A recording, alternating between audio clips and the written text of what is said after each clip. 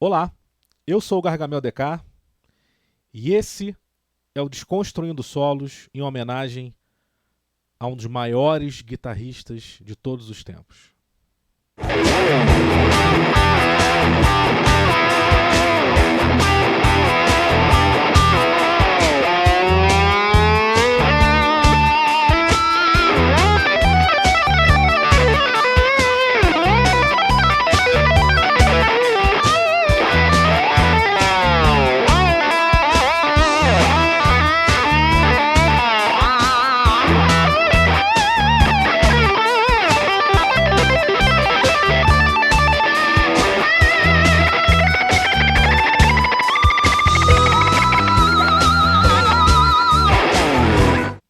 Lembrando que o Desconstruindo Solos não ensina o solo na íntegra. A ideia não é essa. A ideia é mostrar o processo de composição e as ferramentas utilizadas por esses grandes guitarristas. Hoje vamos analisar o solo, que na verdade é o solo mais emblemático do Ed Van Halen, sem dúvida, apesar de não ser do Van Halen, mas sem dúvida é o solo mais marcante dele, não só por sua técnica e sua beleza, mas fez parte de um grande disco também, que foi o Thriller, do Michael Jackson. Ed Van Halen nasceu em 1955, na Holanda, Amsterdã, e muito cedo foi para a Califórnia, nos Estados Unidos. E desde cedinho, desde criança, ele teve contato com o piano, né? Ele e o irmão dele. O pai era músico e desde muito cedo, enfim, exigia, obrigava aos dois a estudar piano. E esse foi o primeiro, foi o início, né, do contato deles e do Ed Van Halen com a música. E foi. Eles não gostavam, né? Logicamente eram obrigados, mas abriu uma porta para o Alex tocar guitarra e o Ed Van Halen tocar bateria. E mais para frente, lógico, claro, né, a gente é sabido isso que isso inverteu. Então o Alex foi para a bateria e o Ed foi para a guitarra. Então, se você for realmente levar em consideração os shows do Ed Van Halen e algumas gravações, você vê que realmente ele toca o piano, né? Ele toca o teclado, por exemplo, o teclado de Jump. Vários outros, tem muitos pianos bonitos, muitas coisas legais que foram criadas pelo Ed Van Halen. A clássica guitarra Frank Strat, do Ed Van Halen, era uma Fender Stratocaster 1960, que ele customizou totalmente, né?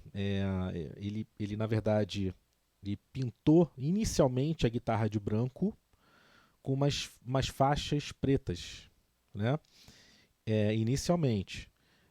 O captador era de uma Flying V, uma Gibson. Ele tinha um captador na frente que era mudo, não funcionava, né?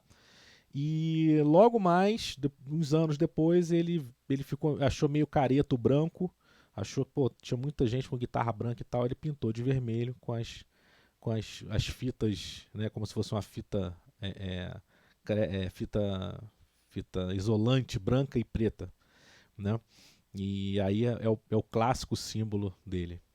Confesso que eu sempre fui fã de Ed Van Halen. Ele foi o meu primeiro e minha primeira e maior influência, sem dúvida. Eu, quando era muito moleque, por volta de 13, 14 anos, eu tinha os vinis, né? E passava para cassete para poder ficar tirando as músicas. Tinha uma dificuldade porque é meio tom abaixo, então eu tinha maior problema com isso. Minha segunda guitarra, na verdade, era uma Kramer, né? O Van Halen teve uma época que usava Kramer e eu desmontava a guitarra inteira e montava várias vezes, achava um barato isso, a guitarra do Van Halen toda cacareco, toda destruída. E eu, na verdade, achei que eu estava querendo destruir a minha guitarra também, né? A forma de Ed Van Halen tocar realmente mudou, foi um divisor de águas, né? Ele era um grande fã de Clapton e do Jim Page. Na verdade, ele falava que ele tirava todos os solos do Clapton, do Cream na época e tal, e ele era muito fã do Clapton, assim, demais. Mas ele gostava um pouquinho mais da bagunça do Jim Page. Então ele gostava, era fã dos dois, mas cada um na sua linha, assim. Ele gostava dessa coisa mais divertida do Jim Page. O Ed, na verdade, ele criou várias patentes, né? Ele depois de alguns anos, ele foi formatando a guitarra dele. Ele teve as guitarras pela Music Man, pela Peavey, desenvolvendo muitas coisas, ele mesmo desenvolvendo depois com a marca dele. Beat It foi gravado por dois grandes guitarristas, dois monstros, que foi o Ed Van Halen, que gravou o solo, e o Steve Lukather, que na verdade, do Toto, né, que na verdade gravou a base. Então eu vou falar um pouquinho aqui do riff e da base do solo, porque esse riff realmente ele é bem emblemático. Então o riff de Beat It, ele tá em Mi, né? A música tá em Mi, e na verdade, originalmente, ela é afinada meio tom abaixo, a guitarra inteira meio tom abaixo, tá? Aqui eu coloquei em 440, né? 440. Exatamente porque eu tenho, né? Essa Floyd Rose aqui, ela tá regulada para 440. Então o riff é o seguinte.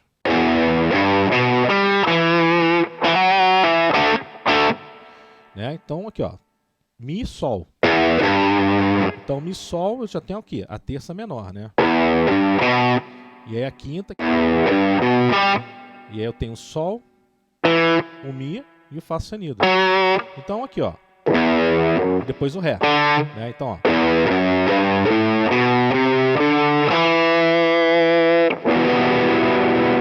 Eu tô em quê? Mi menor, né? Natural.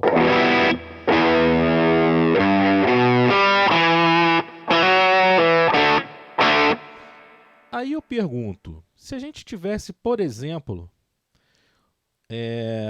num Mi frígio, como seria?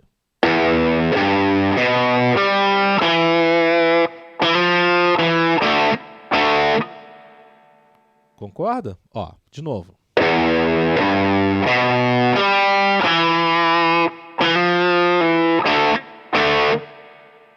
Certo? Esse seria o Mi frígio.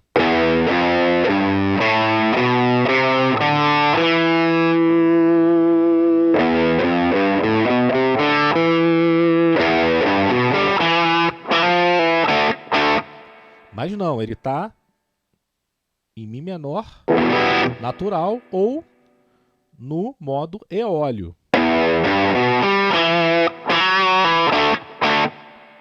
Se ele tivesse no frígio.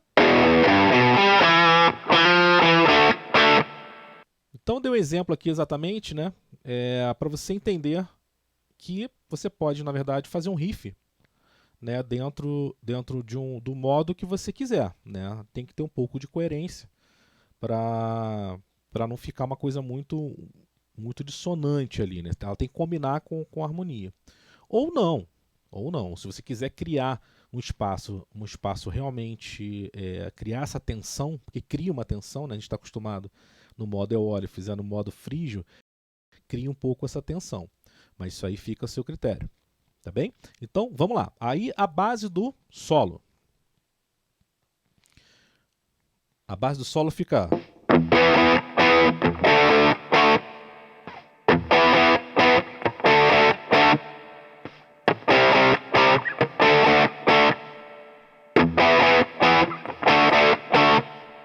Certo? Então fica em Mi, Ré, Mi, Ré, aí Dó, Ré, Mi, Ré. Aí fica nesse ciclo, tá? Ele faz...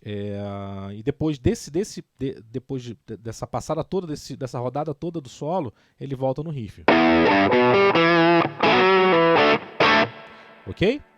Então, o que ele faz aqui antes do solo, né?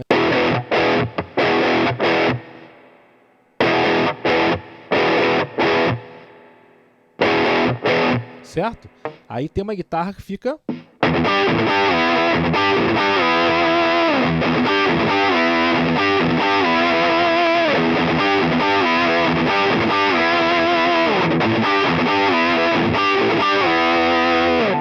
Então aqui ele faz, na verdade, ele usa, na verdade, a nota Ré e Sol, né? Um intervalo aqui de quarta. E depois ele faz aqui o intervalo de Si e Mi. Também outro intervalo de quarta. Então tá? Ambos no tom de Mi menor.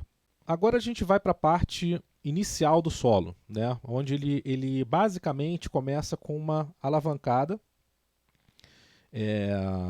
Ele é realmente foi o cara que popularizou mais ainda a alavanca, né? E basicamente foi o cara que trouxe para evidência o tapping, né? Então vamos lá, agora começando o solo. Então o solo começa com a alavanca pressionada, né? E você vai soltando levemente até chegar na nota Si repousada aqui na quarta casa, né? Certo? Então novamente.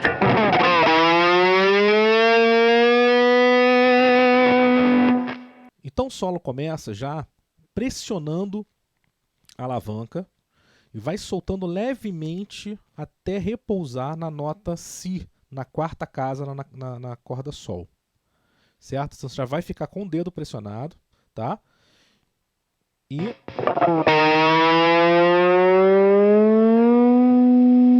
certo? E vai repousar aqui. Só que a hora que chegar você já vai para casa 7. Tá? Então o que ele faz aqui, a alavanca, na verdade, para quem de repente tem dúvida do funcionamento da alavanca, eu vou fazer algumas demonstrações aqui para você poder entender. Então a alavanca ela tem a função de, na verdade, fazer o trêmulo, né?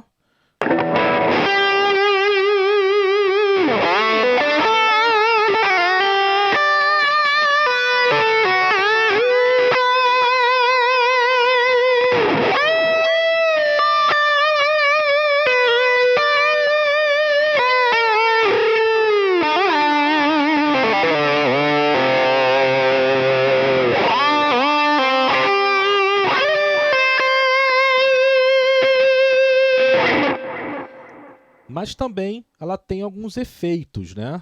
Que a gente utiliza bastante.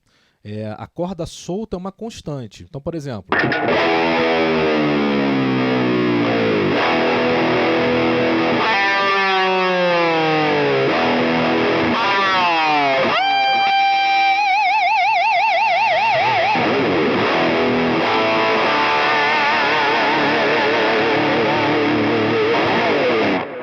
O Van Halen utilizava muito esses recursos da alavanca, tá? Então ele tem o grilinho que a gente chama também, né?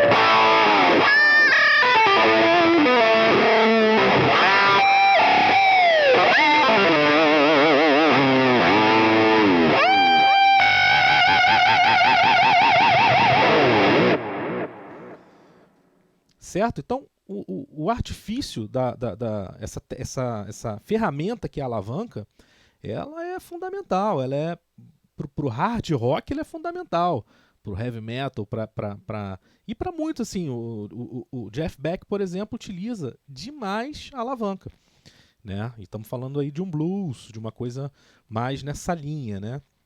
Então é muito bacana você estudar um pouquinho, caso você tenha uma guitarra com Floyd Rose ou uma ponte que realmente segura a afinação, uma coisa que é difícil quando você não tem a trava, né? Mas tem algumas alavancas algumas pontes que elas seguram bastante mesmo sem a trava. Eu, por exemplo, eu só tinha guitarra com Floyd Rose, com trava.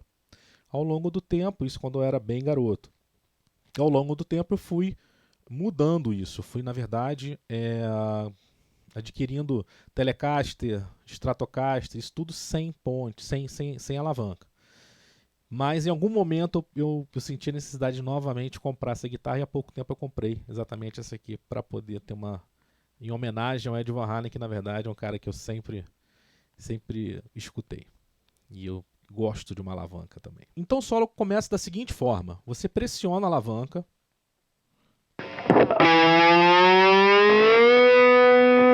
Até repousar aqui na nota Si, certo? Aí você vai fazer um slide.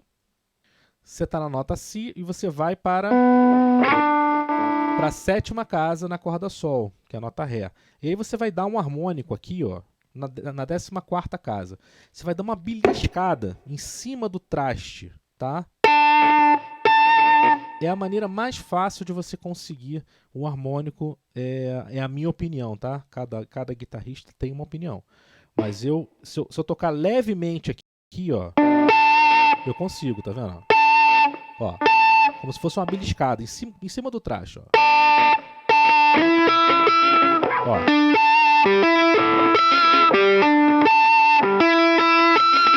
Tá, eu tô com o volume até baixo aqui, ó.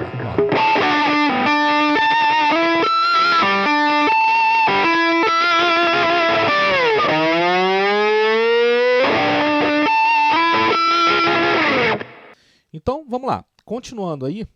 Aí, o que ele faz depois disso? Né? Ele vem daqui.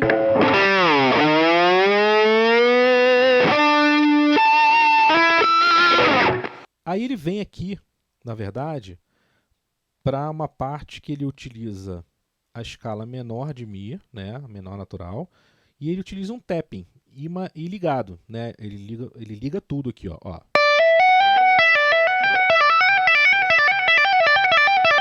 Depois ele faz em cima a mesma coisa.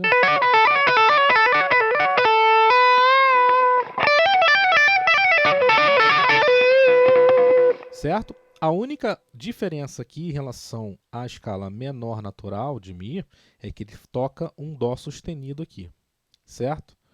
Então ele toca essa nota exatamente na sequência, provavelmente por conta da forma.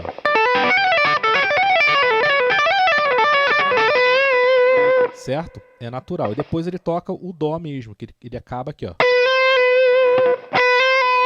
O Dó e o Si, tá? Como é muito rápido, ele tá aqui, ó. Né?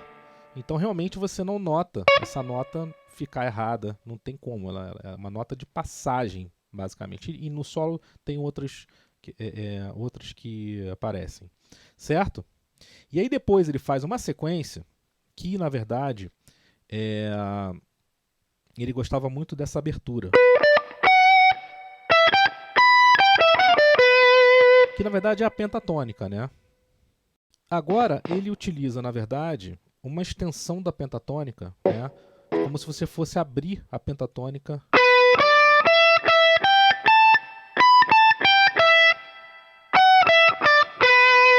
O Fá sustenido não, né? Mas ele utiliza essa nota sim, tá? Eu fiz com tapping, né? Não fiz essa abertura. Certo? Então,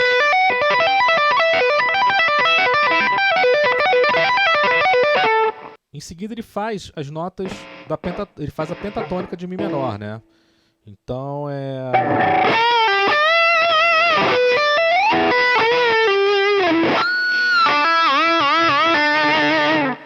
né? Então ele utiliza aqui, ó.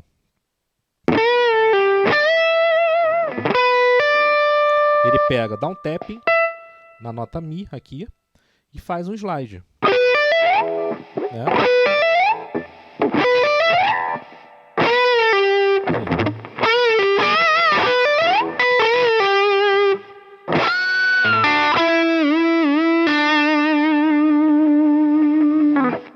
E aí ele vem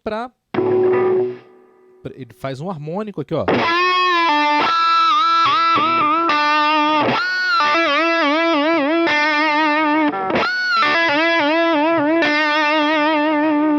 Tá? Então ele faz um harmônico. Pressiona a alavanca, utiliza a alavanca aqui para fazer. Tá?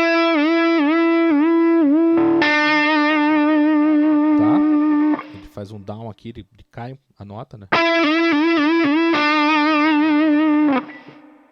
E aí ele vem pra cá.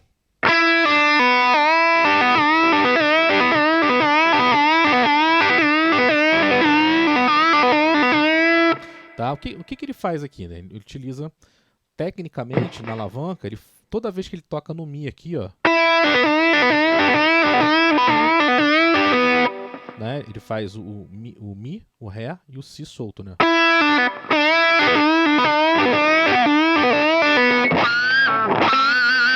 Né?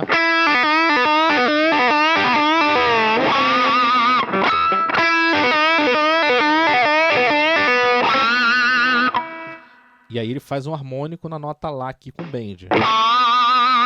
Né? Então, só para você treinar, ele faz, ó.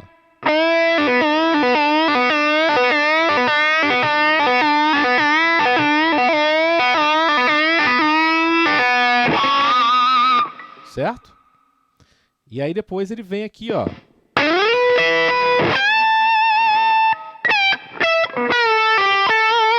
Pentatônica, né?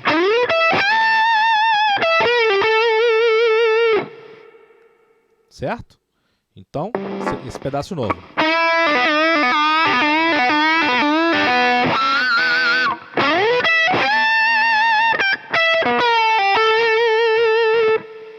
Ok? Faz aquela... É um lick conhecido da pentatônica.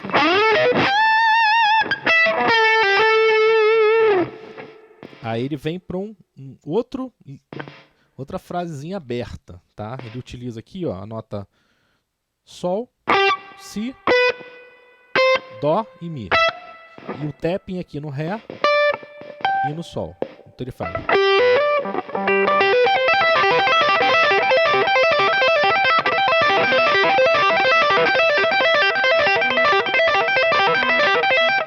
Tá? O tapping, para quem tem dificuldade, é legal você sempre empurrar a nota para baixo, tá?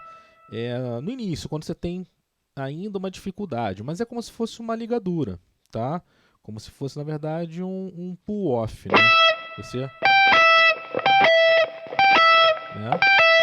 Então, ó.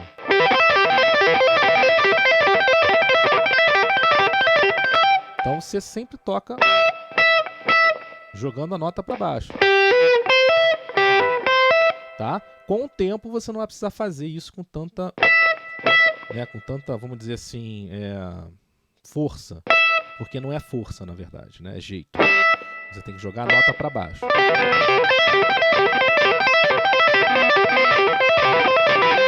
Certo? E aí depois ele sai disso, né? E aí dá um slide para a nota Ré e faz o tapping na nota Lá aqui. Certo? Então, ó.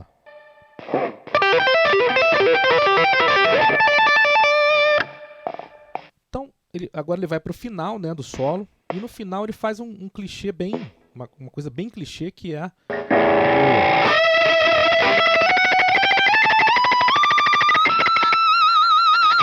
né? O que ele utiliza aqui, na verdade, com relação à palhetada, ele tinha uma palhetada muito precisa e muito, muito veloz, né? E ele tinha uma forma de fazer isso curiosa, que geralmente a gente apoia na guitarra para ter mais precisão, né? Um apoio ele te dá o quê?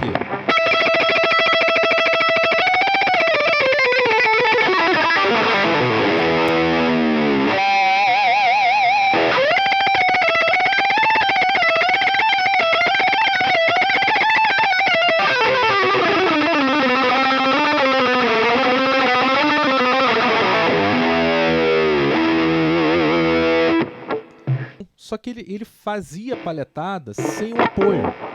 Nessa parte, né, quando ele fazia esse tipo de efeito, né, ele fazia esse movimento aqui, ó. Né? Entendeu? Ele fazia esse movimento diferente, que na verdade a gente utiliza apoiado, né? A maioria dos guitarristas utiliza apoiado, exatamente para você abafar, né, as cordas de cima e poder fazer com precisão.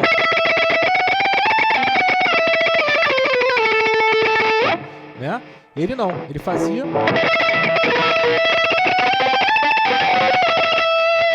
o que para mim é bem mais difícil, né? Ou seja, você palhetar só, ou seja, você está livre, você não está apoiando, você faz isso de uma forma aberta, né? Uma velocidade e precisão absurda que ele fazia, e você tem que tomar um cuidado muito maior para você, na verdade, acertar a corda, né? Tem que acostumar com isso, e na verdade não sujar em cima, né, as cordas soltas. Então realmente era uma característica dele, ele sempre fazia assim, né? E era um riff um clichê que ele usava direto. Então, o finalzinho.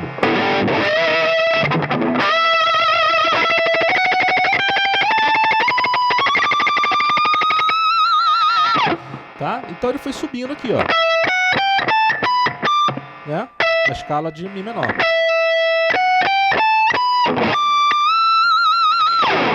Então esse solo é extremamente técnico, né? A gente tem vários assuntos ali que a gente não tinha abordado antes. Gostaria de ter feito esse Desconstruindo Solos ainda com Andy Van Halen vivo, mas não foi possível, infelizmente.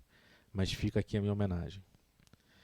Desconstruindo Solos vai ficando por aqui. Eu espero que você, de alguma forma, tenha aproveitado todas essas dicas que realmente ajude no seu processo de composição e improvisação de solos. Eu vou ficando por aqui e até o próximo Desconstruindo Solos.